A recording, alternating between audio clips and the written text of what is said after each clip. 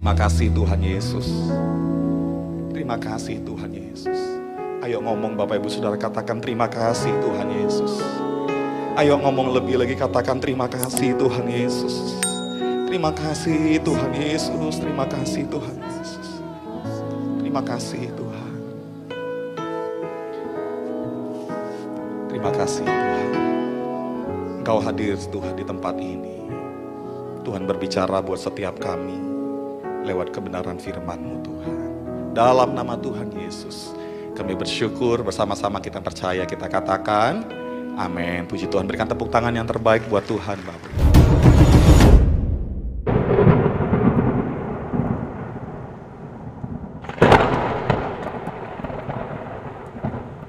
Silakan duduk kembali dalam hadirat Tuhan Bapak Ibu Saudara. Puji nama Tuhan. Haleluya. Bu Saudara, rasakan hadirat Tuhan pagi ini, katakan amin. Amin. Saya percaya Tuhan itu segalanya dalam kehidupan kita Bapak Ibu Saudara.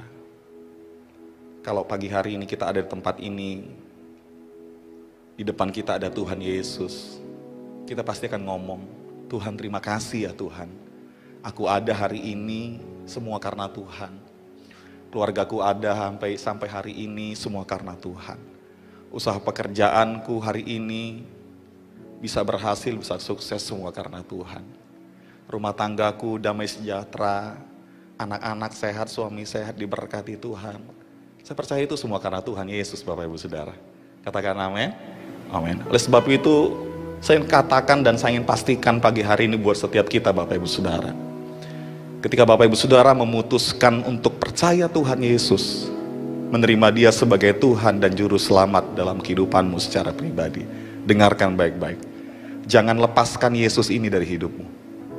Katakan amin. Amin. Sebab itu judul khotbah saya pagi hari ini Bapak Ibu Saudara, saya ingin coba bicara tentang Yesus buat setiap kita Bapak Ibu Saudara. Judul khotbah saya adalah mengapa harus percaya Yesus. Katakan sama-sama, mengapa harus percaya Yesus. Ya.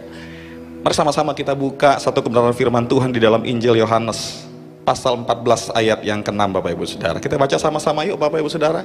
Injil Yohanes pasal 14 ayat yang ke-6. Hitungan yang ketiga, 1, 2, 3. Kata Yesus kepadanya, Akulah jalan dan kebenaran dan hidup. Tidak ada seorang pun yang datang kepada Bapa kalau tidak melalui Aku. Bapak Ibu Saudara, pagi hari ini saya digerakkan Tuhan, saya didorong sama Tuhan beberapa hari yang lalu untuk saya khotbahkan tentang ini buat setiap kita Bapak Ibu Saudara. Karena kenapa? Karena kita tahu hari-hari ini begitu banyak hal-hal yang terjadi di sekeliling kita. Ada fenomena-fenomena di mana orang-orang yang tadinya percaya sama Tuhan Yesus, mereka ikut Tuhan, setia sama Tuhan. Bahkan mereka sudah melibatkan diri mereka untuk melayani pekerjaan Tuhan. Tapi kenapa ya, kok mereka bisa tinggalkan Tuhan Yesus? Kenapa ya mereka bisa berbalik arah? Yang tadinya setia, yang tadinya menggebu-gebu, Bapak Ibu Saudara, melayani Tuhan. Tapi sekarang mereka nggak ada lagi di rumah Tuhan. Mereka nggak lagi beribadah seperti saudara dan saya kita beribadah pagi ini tempat ini. Mereka tidak lagi melayani Tuhan bersama-sama dengan setiap kita yang biasa melayani pekerjaan Tuhan. Mereka ada di luar sana. Ngapain mereka Pak? Saya nggak tahu Bapak Ibu Saudara. Tapi yang pasti mereka sudah tinggalkan Yesus. Mereka melepaskan kepercayaan mereka kepada Tuhan Yesus. Ketika saya melihat ini Bapak Ibu Saudara, ya, saya diingatkan Tuhan tentang ayat ini Bapak Ibu Saudara. Ayat yang sangat indah, yang sangat luar biasa, yang harus kita renungkan setiap hari Bapak Ibu Saudara dalam kehidupan kita. Untuk meyakinkan setiap kita tentang pribadi Tuhan Yesus. Untuk meyakinkan setiap pilihan, setiap keputusan yang sudah kita buat, yang sudah kita tetapkan dalam kehidupan kita. Aku mau percaya Tuhan Yesus. Aku mau ikut Tuhan Yesus. Nah Bapak Ibu Saudara, pagi ini Tuhan Yesus sendiri mau ngomong sama kita. Dia mau bicara kepada setiap kita tentang siapa dirinya Bapak Ibu Saudara. Nah di dalam ayat ini Bapak Ibu, ada 3 yang Tuhan tegaskan, yang Tuhan ingin sampaikan, dan Dia ingin bagikan kepada setiap kita tentang pribadinya Bapak Ibu Saudara. Nah yang pertama Bapak Ibu Saudara, Yesus katakan gini, Akulah jalan. Yang pertama yang harus kita ketahui dalam kehidupan kita Bapak Ibu Saudara, bahwa Yesus yang kita percaya, Yesus yang kita sembah, Dia yang kita layani sampai hari ini, saya mau kasih tahu, Dia adalah jalan Bapak Ibu Saudara. Apa itu jalan? Jalan itu adalah sarana penghubung kepada suatu tempat yang akan kita tuju. Kalau kita mau ajak keluarga kita jalan-jalan ke Transmart, ke Ramayana, kita harus tahu dulu jalannya Bapak Ibu. Setuju nggak Bapak Ibu? Ya, kita harus tahu jalannya.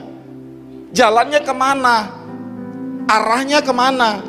Jalan yang bisa menuju ke Transmart dengan waktu yang cepat kemana? Kita harus tahu terlebih dahulu. Sia-sialah kita ingin pergi kepada suatu tempat tertentu yang ingin kita tuju kalau kita nggak tahu jalannya. Kenapa? Kalau kita nggak tahu jalannya, otomatis kita akan katakan sama-sama tersesat.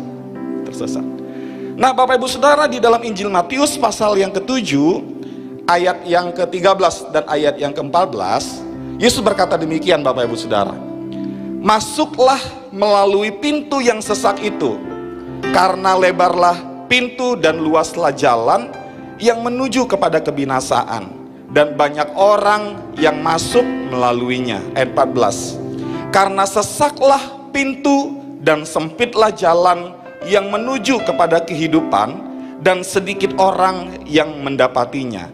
Nah Bapak Ibu Saudara, di dalam ayat ini Yesus ingin bicara kepada setiap kita bahwa dalam kehidupan kita dalam dunia ini ada dua jalan yang kita tempuh Bapak Ibu Saudara. Yang pertama itu adalah jalan yang luas Bapak Ibu. Jalan luas ini bicara tentang dunia. Jalan yang luas ini bicara tentang kebinasaan, mati kekal. Dan Alkitab katakan banyak orang yang masuk ke sana. Jalan yang kedua yang Yesus katakan adalah ada jalan sempit. Tapi jalan sempit itu menuju kepada sorga. Bicara tentang keselamatan, bicara tentang hidup kekal. Dan Alkitab menegaskan sedikit orang yang masuk ke sana Bapak Ibu Saudara. Adalah pujian berkata gini Bapak Ibu Saudara, di dalam dunia ada dua jalan. Tahu lagunya? Lebar dan sempit, mana kau pilih? Yang lebar api, jiwamu mati. Tapi yang sempit, hidup berglori. Jalan mana yang ingin kau tempuh Bapak Ibu? Jalan mana yang engkau pilih hari-hari ini buat hidupmu, buat keluargamu, buat rumah tanggamu, buat usaha pekerjaanmu? Jalan mana yang kau pilih Bapak Ibu Saudara?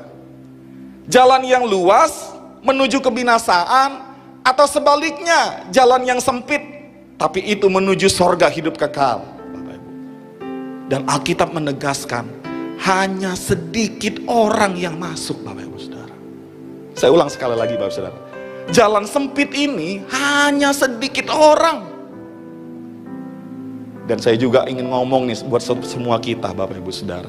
Saya nggak tahu Bapak Ibu Saudara, apakah semua kita di tempat ini ada di bagian orang-orang yang tersebut. Orang yang sedikit yang masuk ke sana Bapak Ibu Saudara.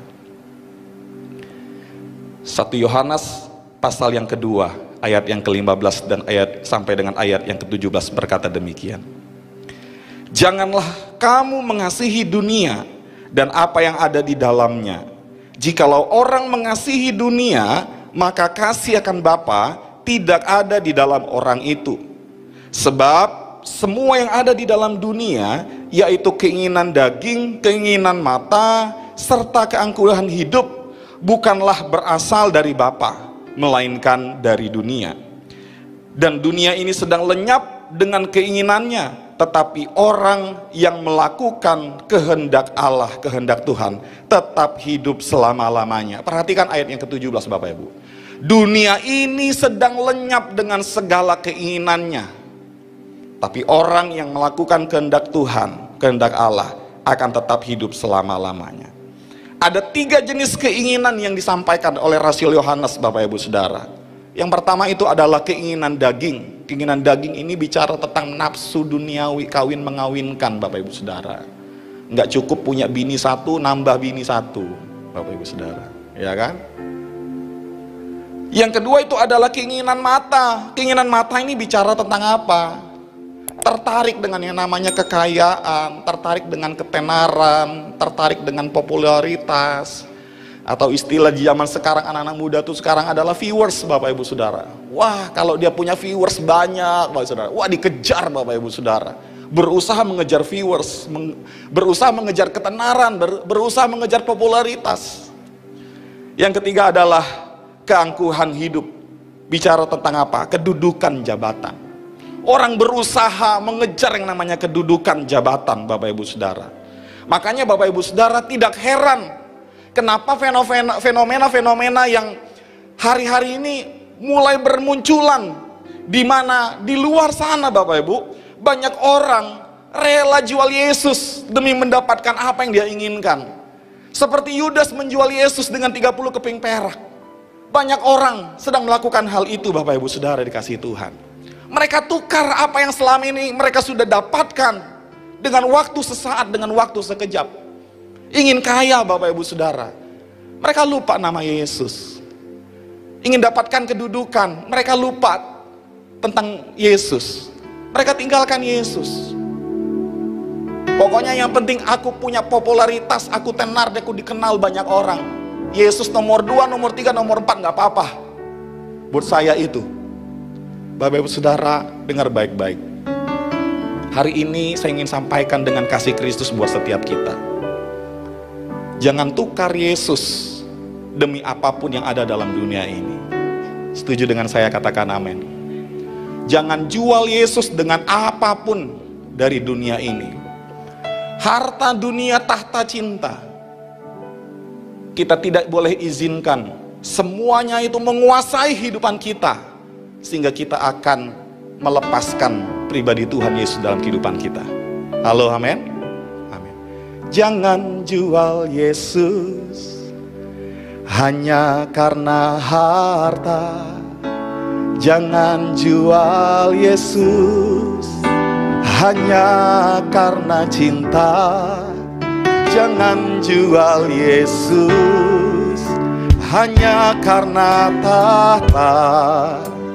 Yesus lebih mulia dari segalanya.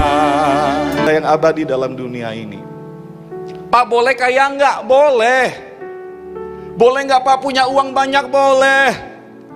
Pak, boleh enggak kalau diberkati Tuhan ingin jalan-jalan ke luar negeri? Boleh. Tuhan gak larang itu, Bapak Ibu Saudara. Tuhan tidak larang itu. Bapak Ibu Saudara ingin menikmati yang indah-indah dalam dunia ini, boleh gak? Boleh, Bapak Ibu Saudara. Masalahnya adalah kita harus bisa menanggulangi semua yang ada dalam dunia ini yang coba menguasai kehidupan kita. Jangan sampai Yesus itu jadi nomor 2. Jangan sampai Yesus itu jadi nomor 3, sehingga kita lupa Tuhan. Yang harusnya setiap hari Minggu kita ibadah, kita lupa Tuhan. Karena apa? Karena mikir, wah hari Minggu toko saya rame, saya paling banyak dapat uang, dapat berkat di hari Minggu. Sayang, udahlah aku ibadah online aja. Sepertinya sekilas kedengaran gak salah, rohani, tetap ibadah lewat online. Tapi kan percuma ibadah, Bapak Ibu Saudara. Handphonenya taruh di toko, ada pelanggan datang, dia bolak-balik mondar-mandir ke sana. Dia gak lagi fokus sama Tuhan. Sedangkan ada orang pribadi jemaat Tuhan ibadah di rumah Tuhan, orang percaya. Dia ngerasain hadirat Tuhan. Kenapa? Karena dia bisa fokus ibadah, Bapak Ibu. Sebaliknya, orang yang kerja di tokonya dia sibuk mondar-mandir. Dia gak fokus.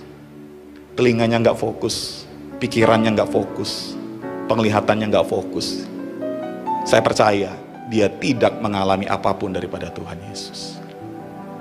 Bapak Ibu Saudara, saya sampaikan ini buat semua kita tanpa terkecuali dengan kasih Kristus. Jangan pernah tukar Yesus, jangan pernah jual Yesus demi apapun juga. Katakan amin. Anak-anak muda, engkau yang belum menikah, dengarkan baik-baik. Jangan jual Yesus demi apapun juga.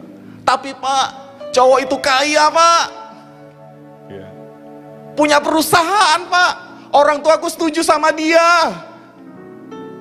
Kalau dia nggak cinta Tuhan, kalau nggak dia mengasihi Tuhan, dia nggak cinta rumah Tuhan, saya dengan tegas ingin sampaikan kepada anak-anak muda tempat ini, ikhlaskan dia pergi, relakan dia pergi. Jangan ambil. Jangan ambil. Makanya saya kalau ketemu sama anak-anak muda, di ibadah anak-anak muda dimanapun, mereka yang belum ketemu jodoh, mereka masih cari-cari, saya bilang, kalian kalau mau cari pasangan gak usah jauh-jauh, ya, cari di gereja. Makanya kalau ke gereja tuh buka mata. Bener gak Bapak Saudara? Boleh gak sih anak-anak muda? Boleh gak ibadah, ya, lihat-lihat, cari cewek gitu? Boleh nggak? Buat saya sih sah-sah aja Bapak Saudara. Daripada ketemunya di Facebook, ketemunya di Instagram, ketemunya di kafe, kita nggak kenal orangnya, kita nggak tahu siapa dia. Tapi kalau di gereja kita tahu dia, kita kenal dia. Minimal kalau kita berhubungan, ada kakak-kakak rohani yang jadi pembimbing kita. Setuju nggak? Iya, ada kakak-kakak rohani yang membimbing. Nanti kakak-kakak rohani melihat kalau salah mungkin pacarannya, hubungannya, nanti kakak rohani ngebimbing gitu loh. Sampai nanti jadi ketemu dengan saya, masuk dalam konseling pernikahan, nanti saya ajar lagi gitu loh maksudnya. Ya enggak? Daripada anak-anak kita kenal pasangannya di luar sana, nggak kita kenal Bapak Ibu Saudara, buat apa? Gitu. Makanya saya suka ngomong sama anak-anak muda, cari di gereja aja lah. Ya, kalau di GBR Merapi nggak ketemu, di gereja lain juga nggak apa-apa. Yang penting satu iman, satu kepercayaan, Bapak Ibu Saudara. Ya enggak? Orang-orang tua dengar baik-baik. Jangan biarkan anak-anakmu kenal sama orang pasangan hidupnya yang nggak percaya sama Tuhan. Ya. Saya pun harus ngomong nih sama papa mama orang tua. Kadang-kadang papa mama pun masih diikat dengan yang namanya apa? Keinginan duniawi. Maunya lihat pasangan anaknya itu apa? Udah kaya, udah punya mobil. Harus tahu dulu orang tuanya apa, gitu. Kaya nggak orang tuanya? Bapak Ibu Saudara, kekayaan itu bukan jaminan buat anak-anak kita. Ya, saya ulang sekali lagi. Kekayaan bukan jaminan segalanya buat anak-anak kita. Kita orang tua yang harus kita wariskan kepada anak-anak kita. Yang pertama itu adalah pribadi Tuhan Yesus. Halo papa mama orang tua, katakan amin. Yang utama papa mama harus wariskan pribadi Tuhan Yesus ini. Makanya dari kecil anak-anak kita bawa mereka itu kenal Tuhan. Gitu. Gimana caranya Pak? Kalau ke gereja, kalau masih kecil anak kita, bawa ke ruang sekolah minggu. Bapak Ibu. Pak, dia rewel Pak, nggak bisa kalau nggak sama saya. Temenin dia ke sekolah minggu. Saya suka temenin anak saya ke sekolah minggu, Bapak Ibu Saudara. Ya.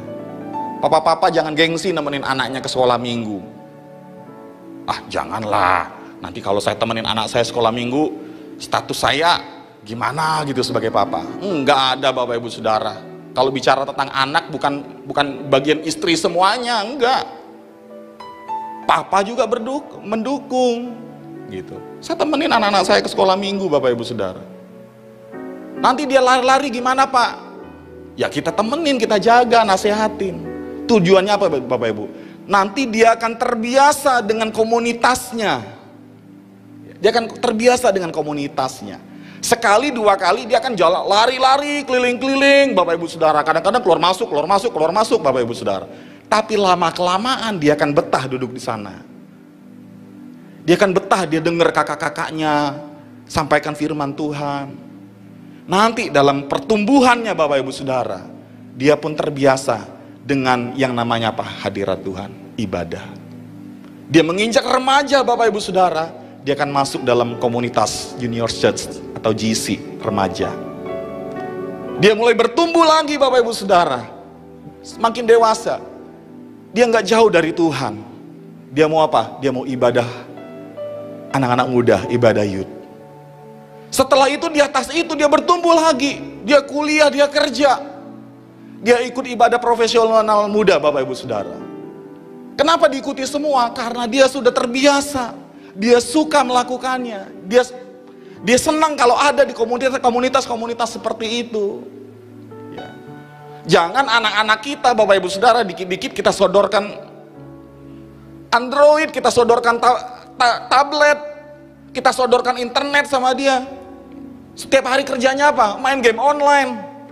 Sedih saya, Bapak Ibu Saudara, jujur sedih saya kalau lihat orang tua memudahkan anak-anaknya memberikan yang namanya Android, tablet, Bapak Ibu Saudara. Saya ingat anak saya Tristan, waktu dia sudah agak dewasa, teman-temannya kalau ke sekolah minggu bawa tab, keren, kecil-kecil bawa tab, Bapak Ibu Saudara, bawa Android, HP-nya bagus-bagus, keren-keren. Suatu ketika Tristan ini ngomong sama kita orang tuanya, papi, mami, teman-teman udah punya HP, kok saya belum? Kami cuma bilang gini, Bapak Ibu Saudara, Tristan, doa ya supaya kamu dapat HP. Dengarkan baik-baik, Bapak Ibu.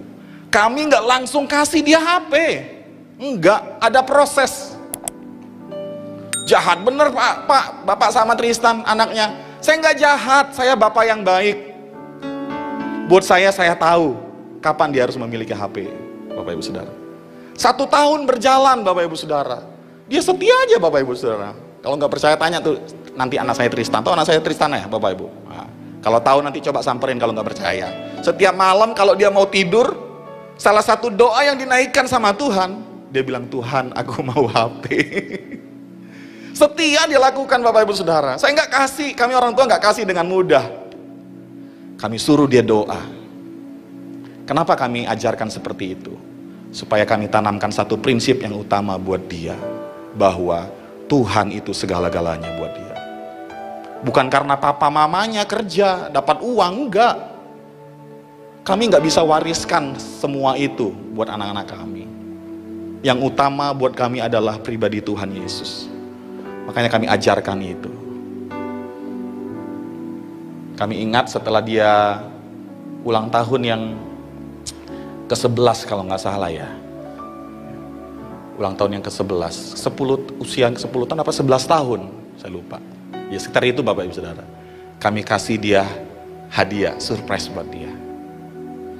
Waktu dia buka hadiahnya, wah, dia senang sekali, Bapak Ibu Saudara. Tapi setelah itu kami sampaikan, kami katakan pada Tristan, Tristan, gunakan HP dengan sebaik-baiknya. Di rumah kami selalu batasi, Bapak Ibu Saudara. Nggak selamanya dia main HP, nggak selamanya dia main Android. Nggak boleh, Bapak Ibu. Kami batasi. Saya sedih kalau ada orang tua membebaskan anak-anaknya pegang Android full, Bapak Ibu Saudara. Pulang sekolah udah cari HP Android. Ya. Iya Pak, soalnya kami sibuk kerja. Makanya Bapak Ibu Saudara, saya sampaikan juga buat papa mama orang tua yang sibuk bekerja. Jangan terlalu sibuk bekerja tanpa engkau meluangkan waktumu dengan anak-anakmu. Kenapa saya harus sampaikan ini? Karena apa yang kita ingin lihat buat anak-anak kita, itu ditentukan dari apa yang akan kita buat dan sudah kita kerjakan buat anak-anak kita. Kalau Bapak Ibu Saudara tidak mulai melakukan hal itu dari anak-anak kita masih kecil, nanti dia dewasa, terlambat, Bapak Ibu Saudara. Ya, terlambat. Bisa-bisa nanti dia di luar sana, Bapak Ibu Saudara. Karena kita sudah terbiasa membebaskan dia merantau ke sana, Bapak Ibu Saudara. Tahu nggak, Bapak Ibu? Di luar sana jahat. Di luar sana gelap, Bapak Ibu. Kalau anak-anak kita ada di sana, di dalam kegelapan sana, enggak punya dasar, enggak punya pedoman hidup, enggak punya pegangan hidup, wajar dia tinggalkan Tuhan, dia tinggalkan kepercayaannya. Ya. Saya percaya pasti orang tua akan sedih melihat anak-anaknya hancur di luar sana, pasti sedih. Ya. Kehidupan di luar sana berantakan anak-anaknya. Waktu ada di Bangka, tinggal di rumah, baik-baik dia, Bapak Ibu Saudara. Waktu dia keluar kota, kerjanya apa Bapak Ibu Saudara? Main judi online, narkoba, waduh, jual barang-barang yang haram. Kenapa? Buat saya sih nggak usah jauh-jauh. Semua karena kesalahan daripada orang tuanya. Hanya mulai sekarang Bapak Ibu Saudara, Papa Mama, mulai dari kecil anak-anak kita wariskan tentang pribadi Tuhan Yesus. Katakan amin. Kenapa? Karena yang pertama, Yesus adalah jalan satu-satunya dalam kehidupan kita yang akan membawa kita menuju kepada keselamatan, Bapak Ibu. Yang kedua, Bapak Ibu Saudara, Yesus berkata kepada setiap kita bahwa Dia adalah kebenaran. Yesaya pasal 6 ayat yang ke Yesaya 64 ayat yang ke-6 dikatakan demikian. Demikianlah kami sekalian seperti seorang najis, dan segala kesalehan kami seperti kain kotor. Kami sekalian menjadi layu seperti daun, dan kami lenyap oleh kejahatan kami seperti daun dilenyapkan oleh angin. Nabi Yesaya menjelaskan kepada setiap kita keadaan manusia, keadaan saudara dan saya, Bapak Ibu. Yesaya katakan bahwa kesalehan kita itu seperti kain kotor. Maksudnya apa? Maksudnya adalah Yesaya sesungguhnya sedang bicara kepada setiap kita bahwa sesungguhnya dalam diri manusia tidak ada namanya kebenaran. Yesaya juga ingin berkata kepada setiap kita, tidak ada satupun manusia yang benar. Dan Alkitab menjelaskan, semua orang sudah berdosa dan telah kehilangan kemuliaan Allah. Roma pasal 3 ayat 23 dan 24 berkata demikian. Karena semua orang telah berbuat dosa dan telah kehilangan kemuliaan Allah, dan oleh kasih karunia telah dibenarkan dengan cuma-cuma karena penebusan dalam Kristus Yesus. Yesus adalah kebenaran yang akan membenarkan kita dari setiap dosa dan kejahatan kita, Bapak Ibu Saudara.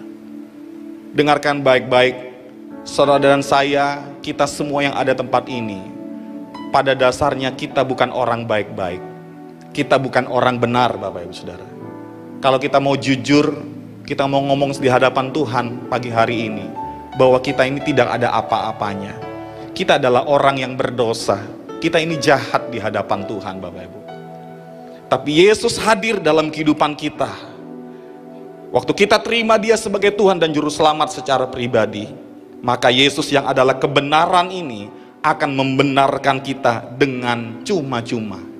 Sehingga Dia tidak pernah melihat dosa kita, Dia tidak pernah melihat kejahatan kita, Dia tidak pernah melihat segala sesuatu hal yang jahat yang pernah kita lakukan, karena Dia adalah kebenaran yang akan membenarkan setiap kita. Yohanes pasal 8 ayat yang ke-32 dikatakan demikian. Dan kamu akan mengetahui kebenaran, dan kebenaran itu akan memerdekakan kamu. Yohanes 8 ayat 36. Jadi apabila anak itu memerdekakan kamu, kamu pun benar-benar merdeka. Katakan kepada kiri kananmu, katakan, kita sudah merdeka. Ayo ngomong dong, kita sudah merdeka. Ya. Waktu Yesus mati di atas kayu salib, kita sudah merdeka dari namanya dosa. Kita tidak lagi diperbudak oleh dosa, kita tidak lagi diperhamba oleh dosa, tapi kita dibenarkan. Kita dapatkan pengampunan daripada Tuhan, dan kita akan terima yang namanya keselamatan. Makanya jaga keselamatan ini, kerjakan keselamatan ini, Bapak Ibu. Bukan sekali selamat tetap selamat, oh enggak. Bukan di awal yang menentukan, tapi di akhir. Di awal kita setia, di awal kita sungguh-sungguh, tapi di akhir kita nggak pernah sungguh-sungguh, Bapak Ibu Saudara. Maka sia-sialah apa yang kita usahakan, kita kerjakan. Yang ketiga, Bapak Ibu Saudara, yang terakhir. Yang pertama, Yesus adalah jalan. Yang kedua, Yesus adalah kebenaran. Dan yang ketiga, Yesus adalah sumber kehidupan. Katakan sama-sama, sumber kehidupan. Injil Yohanes pasal 10 ayat yang ke-10 berkata demikian. Pencuri datang hanya untuk mencuri dan membunuh dan membinasakan. pencuri ini bicara tentang pekerjaan iblis, Bapak Ibu Saudara. Saya ulang Bapak Ibu Saudara ya. Iblis datang hanya untuk mencuri dan membunuh dan membinasakan. Aku datang, ini adalah Tuhan, pribadi Tuhan Yesus. Tuhan Yesus datang supaya mereka mempunyai hidup dan mempunyainya dalam segala kelimpahan. Yesus adalah sumber kehidupan kita satu-satunya yang kita perlu, yang kita butuhkan, Bapak Ibu. Yesus adalah Tuhan. Dia sang kreator, dia pencipta. Dari yang tidak ada menjadi ada, dari yang tidak mungkin menjadi mungkin. Oleh sebab itu Yesuslah segalanya dalam kehidupan kita, Bapak Ibu Saudara. Bisa katakan amin? Amin. Dia segalanya buat kita, Bapak Ibu Saudara. Tidak ada lain. Saya mau tanya, mana yang lebih hebat? Pencipta atau yang dicipta? Mana yang lebih hebat, Bapak Ibu? Saya ulang, saya mau tanya, mana yang lebih hebat? Pencipta atau yang dicipta? Pasti kita akan setuju berkata yang lebih hebat itu pencipta. Benar nggak? Kalau saya bisa menciptakan air ini di depan saya ini, Bapak Ibu Saudara, Nestle Pure Life ini, Bapak Saudara, minuman ini. Saya ciptakan, saya temukan ini, Bapak Ibu Saudara. Minuman ini bisa menyehatkan banyak orang. Kalau minum ini bisa sakit sembuhnya. Enggak, Bapak Ibu Saudara ya, jangan pulang dari gereja ambil minuman ini. Enggak, sesuai dengan iman Bapak Ibu Saudara. Saya ciptakan ini, Bapak Ibu Saudara. Ya, contoh. Saya katakan banyak orang kalau minum ini bisa sembuh semua. Saya ciptakan. Terus orang minum ini air ini, Bapak Ibu. Waktu mereka minum, benar sembuh, sehat, Bapak Ibu. Saya mau tanya, yang hebat siapa? Air ini atau saya? Siapa yang lebih hebat? Saya, karena saya yang menciptakan ini, Bapak Ibu Saudara. Tuhan kita sang kreator, pencipta kita, dia lebih hebat dari apapun yang ada dalam dunia ini. Dia sumber kehidupan, dia tahu yang terbaik buat kita, Bapak Ibu Saudara. Bisa katakan amin? Amin. Makanya Yesus ini sangat penting dalam kehidupan kita sebagai sumber kehidupan. Kenapa? Ada beberapa alasan saya ingin sampaikan, Bapak Ibu. Mengapa Yesus ini begitu penting dalam kehidupan kita sebagai sumber pengharapan?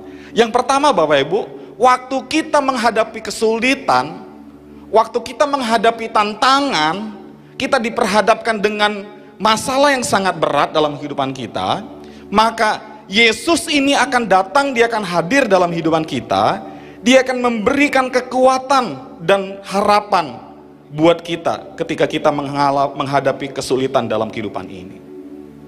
Kitab Yesaya pasal 40 ayat yang ke-29 berkata gini, Bapak Ibu Saudara. Dikatakan, dia memberi kekuatan kepada yang lelah dan menambah semangat kepada yang tiada berdaya. Ayat Roma pasal 5 ayat 5 dikatakan, dan pengharapan tidak mengecewakan karena kasih Allah telah dicurahkan di dalam hati kita oleh Roh Kudus yang telah dikaruniakan kepada kita.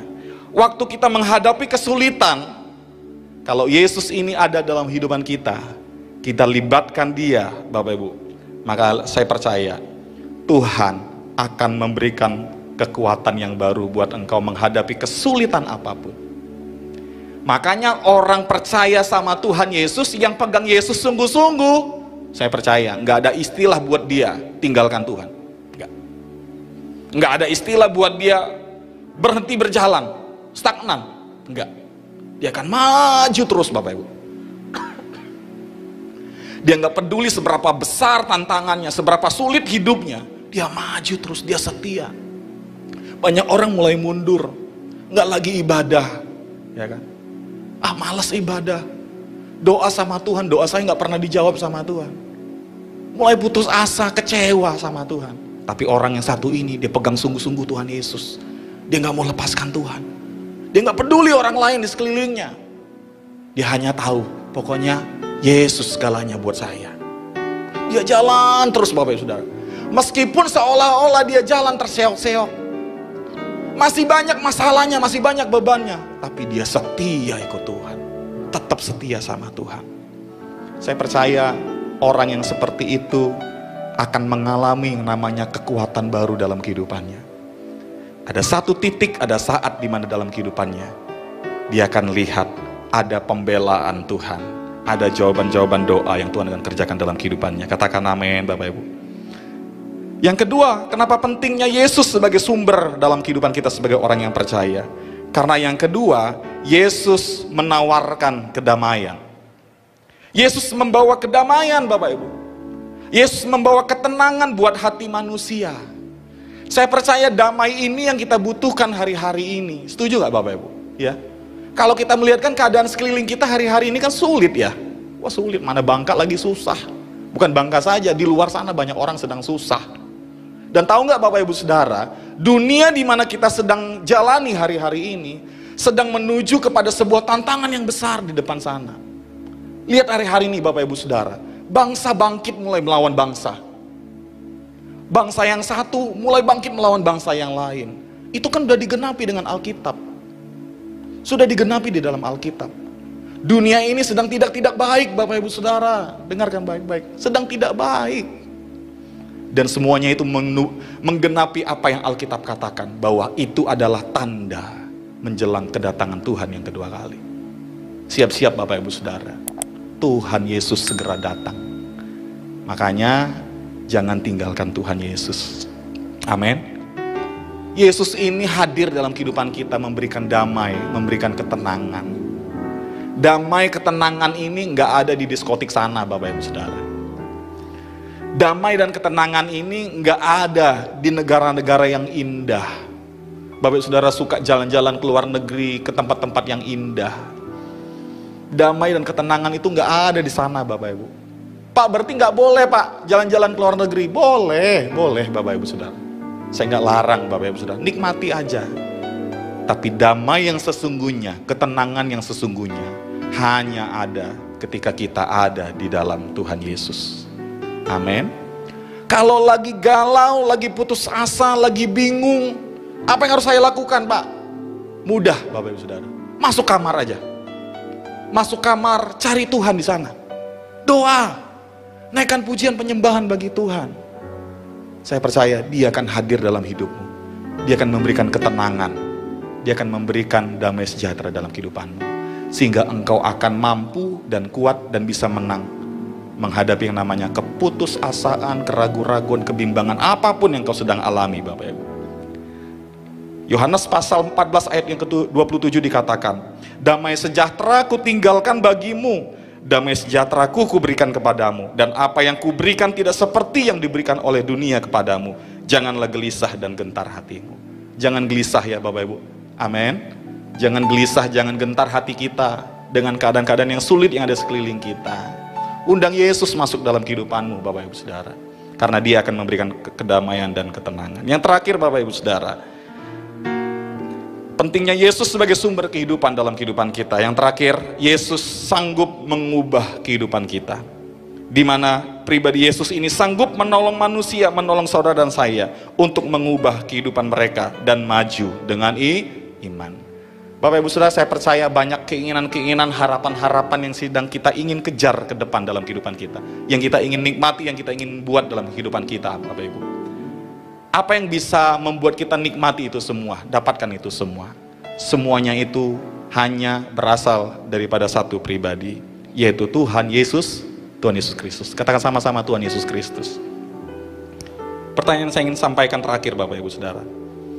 Apa yang ingin Anda raih dalam hidup ini Bapak Ibu? Keberhasilankah? Kesuksesankah? Kebahagiaankah? Semuanya itu haruslah dimulai dari satu pribadi, yaitu Tuhan Yesus Kristus. Amin. Puji Tuhan kalau engkau diberkati Tuhan. Puji Tuhan keluargamu diberkati Tuhan. Hubungan suami istri baik, dengan anak-anak baik, anak-anak sehat, kuliahnya bagus, pekerjaannya bagus, rumah tangganya mereka baik. Puji Tuhan Bapak Ibu Saudara. Puji Tuhan. Jangan pernah tinggalkan Tuhan Yesus. Jangan pernah jauh daripada Tuhan Yesus. Karena Yesus segala-galanya dalam kehidupan kita. Katakan amin Bapak Ibu Saudara.